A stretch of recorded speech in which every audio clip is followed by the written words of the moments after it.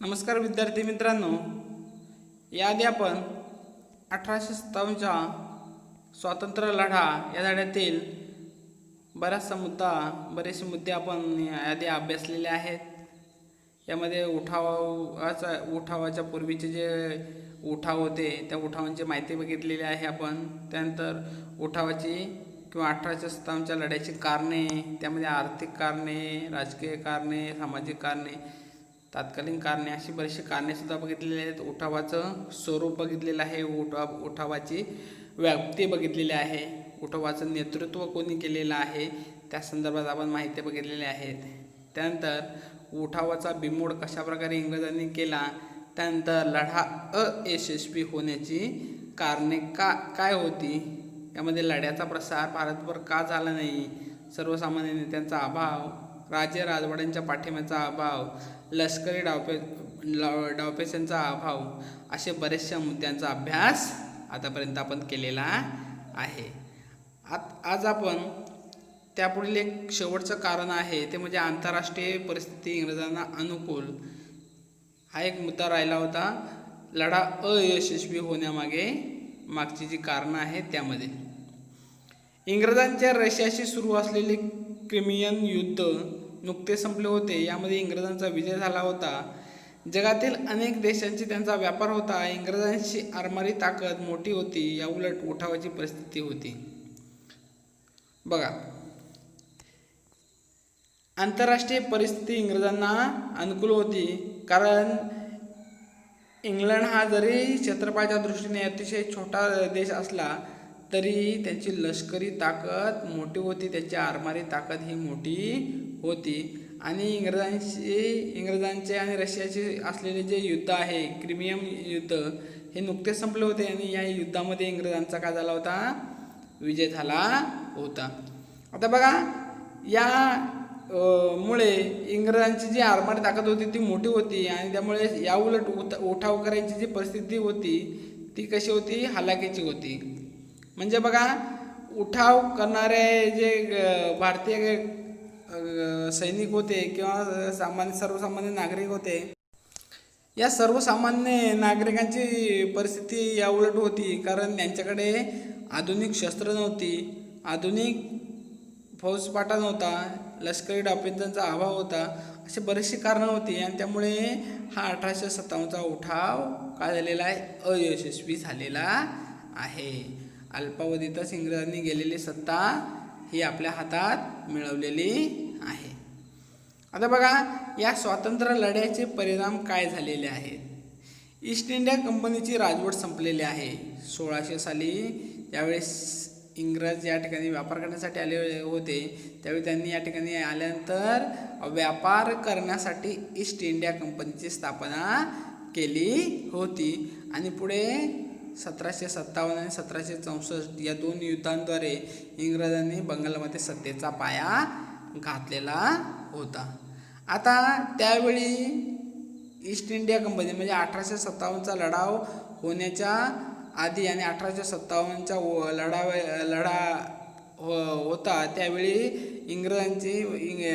भारतावर east India कंपनीची राजवट होती. मात्र 1857चा उठाव झाल्यानंतर, या 1857च्या उठावानंतर इंग्लंडच्या गव्हर्नमेंटने ईस्ट इंडिया कंपनीची राजवट संपुष्टात आणली आणि यानंतर प्रत्यक्ष ब्रिटिश पार्लमेंटचं वर्चस्व भारतावर निर्माण झालेलं आहे. बघा, कंपनीच्या सत्तेमुळे भारतीयांच्या असंतोषात भर पडत गेली व त्यामुळे इंग्रजी सत्तेपुढे 1857च्या लढ्याचे आव्हान उभे राहिले. याची जाणीव इंग्लंडच्या राणीला झाली.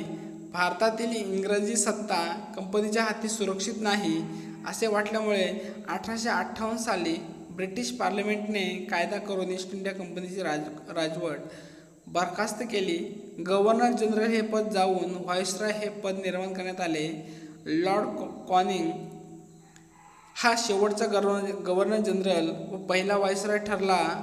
तसेच भारताविषयी कारभार करण्यासाठी भारत मंत्री हे पद इंग्लंडच्या शासनात निर्माण करण्यात आलेलं आहे. म्हणजे भारतातील हा जो ईस्ट इंडिया कंपनीविषयी भारतीयांच्या मनात जो असंतोष होता तो हळूहळू वाढतच गेला आणि त्याचाच परिणाम म्हणजे 1857चा उठाव. इंग्लंडच्या राणीला याची जाणीव झाली की भारतीयांच्या मनात या ईस्ट इंडिया कंपनीविषयी तीव्र असंतोषाची भावना होती आणि त्यामुळे भारतातली जी सत्ता आहे ती इंग्रजांच्या किंवा या कंपनीच्या हातात सुरक्षित नाही असं इंग्लंडच्या राणीला वाटलं आणि त्यामुळे इंग्लंडच्या राणीने आणि ब्रिटिश पार्लमेंटने 1858 साली काय केला, एक कायदा केला आणि या कायद्यांद्वारे ईस्ट इंडिया कंपनीची जी राजवट आहे ती बरखास्त करण्यात आलेली आहे आणि गव्हर्नर जनरल जे पद होतं ते पद जाऊन व्हायसरॉय हे पद निर्माण करण्यात आलेलं आहे. लॉर्ड कॅनिंग हा शेवटचा गव्हर्नर जनरल व पहिला व्हायसरॉय ठरलेला आहे आणि भारताविषयी कारभार करण्यासाठी भारत मंत्री हे पद इंग्लंडच्या शासन दरबारात निर्माण करण्यात आलेलं आहे. अशा प्रकारे हा ब्रिटिश म्हणजे 1857च्या उठावाचा एक परिणाम आहे की ईस्ट इंडिया कंपनीची काय झालेली आहे, राजवट संपलेली आहे. त्यानंतर दुसरा मुद्दा आहे तो म्हणजे राणीचा जाहीरनामा. इंग्लंडची राणी व्हिक्टोरिया हिने भारतीयांना उद्देशून एक जाहीरनामा काढला. सर्व भारतीय आमचे प्रजाजन आहेत. धर्म, वंश, जात किंवा जन्मस्थान यावरून प्रजननात भेद करणार नाही. शासकीय नोकऱ्या देताना गुणवत्तेवर दिल्या जातील. धार्मिक बाबतीत कसलाही हस्तक्षेप करणार नाही. संस्थानिकांशी केलेले करार पाळले जातील तसेच ती कोणत्याही कारणासाठी खालसा केली जाणार नाहीत अशी ग्वाही या जाहीरनाम्यात देण्यात आलेली आहे.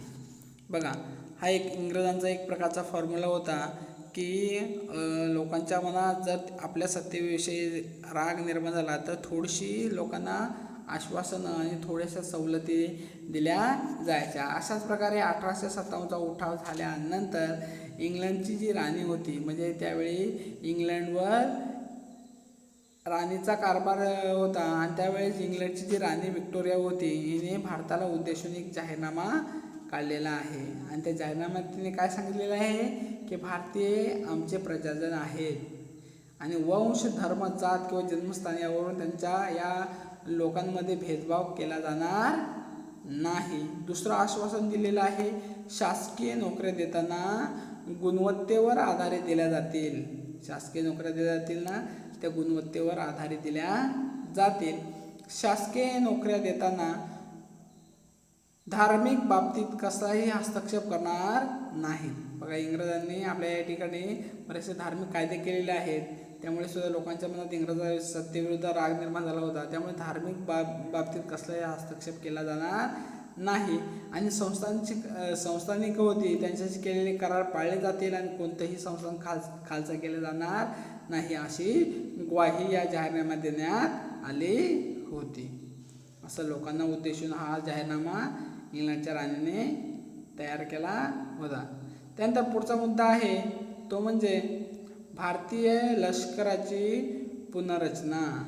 बघा, हा उठाव बहुतेक लष्करातून झाला होता त्यामुळे भारतीय लष्कराची त्यांना पुनर्रचना करण्यास भाग पडले. कारण पुन्हा जर असा उठाव झाला तर त्यांच्या राजवटीसाठी खूप धोकादायक होतं. त्यामुळे त्यांनी भारतीय लष्कराची काय केली, पुनर्रचना केलेली आहे.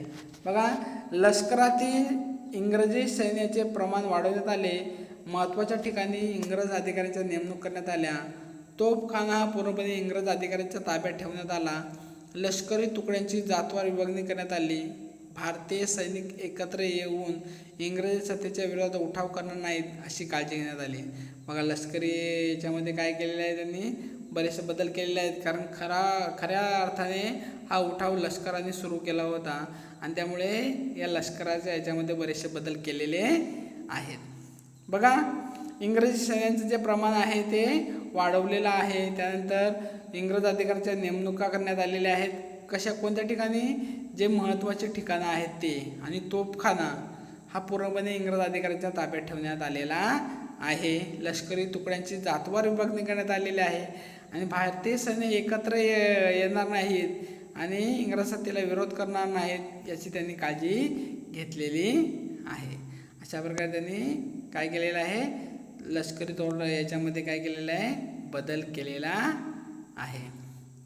त्यानंतर शेवटचा मुद्दा आहे तो म्हणजे धोरणात्मक बदल. भारतीयांच्या सामाजिक व धार्मिक बाबतीत हस्तक्षेप करण्याचे धोरण इंग्रजांनी स्वीकारले. त्याचबरोबर भारतीय समाज सामाजिक दृष्टीने एकसंघ होणार नाही अशी काळजी घ्यायला सुरुवात केली. भारतीयांमध्ये जात, धर्म, वंश, प्रदेश या कारणावरून नेहमी संघर्ष निर्माण होतील. एकमेकांविषयी भारतीयांच्या मने कुलुषित होतील. हे धोरण राबवले जाऊ लागले.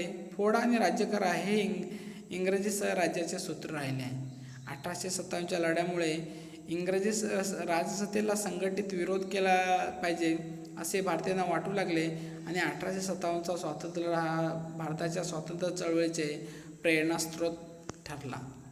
बघा, धोरणात्मक बदल म्हणजे भारतीयांनी सामाजिक व धार्मिक बाबतीत त्यांच्या हस्तक्षेप न करता इंग्रजांनी ही धोरणे काय केले, स्वीकारलेले आहेत. कारण 1857चा उठाव हा भारतीय सर्व नागरिकांमधून निर्माण झाला होता आणि त्यामुळे या इंग्रजी धोरणांबाबत म्हणजे धार्मिक आणि सामाजिक धोरणाबाबत हस्तक्षेप करणार नाही असं इंग्रजांनी काय केलं होतं, धोरण आखलं होतं. तसेच भारतीय समाज एक दृष्टीने एकसंघ होणार नाही याची त्यांनी काय केली होती, काळजी घेतली होती.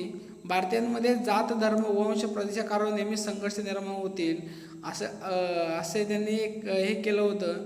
म्हणजे फोडा आणि राज्य करा, आपापल्यामध्ये काय केले, भांडणं लावून दिलेली आहेत आणि त्यांनी राज्यकारभार करायला सुरुवात केलेली आहे. अशा प्रकारे काय झालेलं आहे, या इंग्रजांनी 1800 स्वातंत्र्य लढ्यामुळे काय झालेलं आहे, ते भारतीय एकत्र येणार नाहीत किंवा संघटित होणार नाही याचं त्यांनी दक्षता घ्यायला सुरुवात केलेली आहे. मात्र 1857चा उठाव हा भारतीयांसाठी एक चळवळीचं काय, पुढील स्वातंत्र्य चळवळीचे एक प्रेरणास्त्रोत ठरलेला आहे. अशा प्रकारे आपला हा धडा संपलेला